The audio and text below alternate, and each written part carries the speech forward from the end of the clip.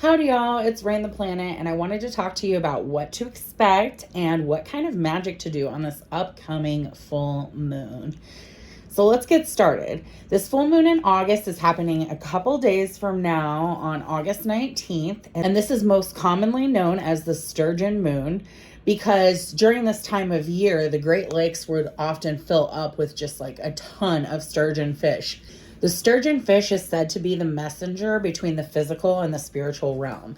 And therefore, this is a really great time to get in touch with things beyond the physical. So things like your ancestors, things like your spirit guides. This is a really good time to hone your intuition, to work on your spiritual self, and to open your third eye chakra. This is also a wonderful time to work with your spirit guides, with spirit, with the elements, with nature, anything that gets you more in touch with your spirituality, as the physical realm and the spiritual realm are delivering messages back and forth during this time. This moon is also associated with strength, resilience, restoration, and healing. So if you have some healing that you need to do, this is a great time to do a healing ritual or do some stone healing. I suggest using fluorite for this specific moon. And also, it's a wonderful time to banish any bad habits that you're trying to get rid of. Let's get rid of those things that no longer serve us.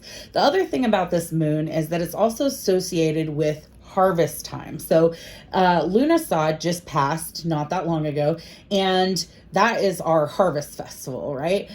So we are getting excited to reap what we've sown, okay? Because of this, this moon is also sometimes known as the corn moon or the grain moon, or the herbs moon. It's heavily associated with herbs, grains, corn, and so it's a great time to get crafty. We can make some corn husk dolls. We can make some yummy dishes with using corn, which also reminds me that this is also called the corn dog. Wait, no.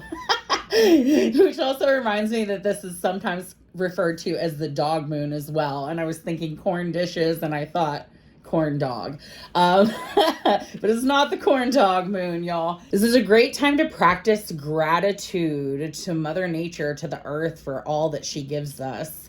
If you are a green witch like me and you do things in your garden, now's a good time to cut up some of those fresh herbs, put them into a dish, perhaps with corn. Really celebrate all the things that the earth gives us. Really thank nature for all that we have.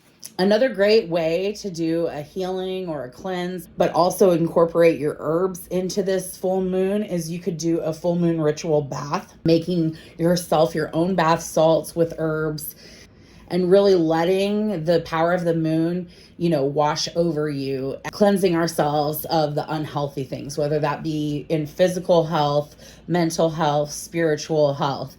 Now is a really good time to do that.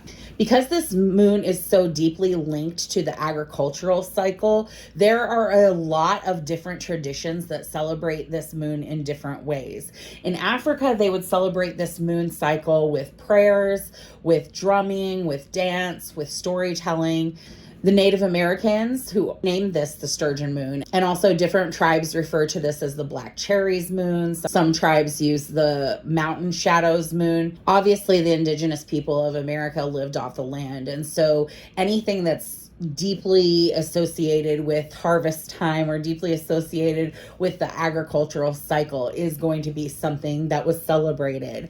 And in the Celtic tradition, it's often sometimes grouped this full moon along with Lunasa. So we do things like set bonfires, and which is always a great thing to do during the full moon, and which I will be doing a couple nights from now. We're going to have some yummy food. We're going to do some magic. We're going to let go of some things which no longer serve us and burn them up in the fire, baby. Woo-hoo! So now's a great time for lighting bonfires, but it's also a great time for lighting a fire inside of yourself, for following your intuition, for practicing spiritual awareness, and for growth and transformation.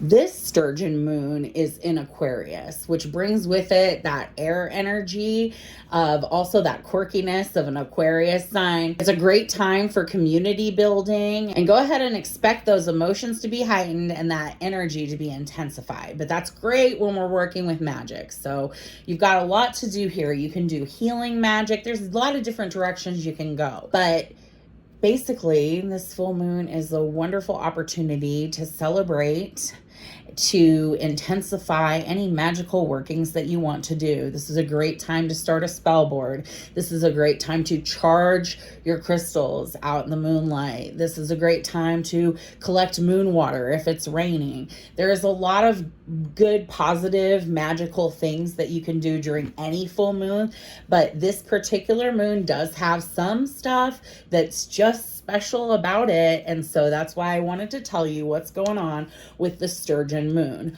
Also, this is going to be the first supermoon of the year. Now, a lot of times the Sturgeon moon is a supermoon, simply because during this time of year, the moon is actually closer in proximity to the earth, and that always will create more of a supermoon effect. So this will be a very bright, very vibrant moon. It's also the last blue moon until May of 2027. So this is kind of a special moon. So do something special for it. I hope that y'all all have a magical full moon a couple of days from now. I will be out here celebrating in my backyard around a bonfire with good friends, good food, good laughs, and good magic.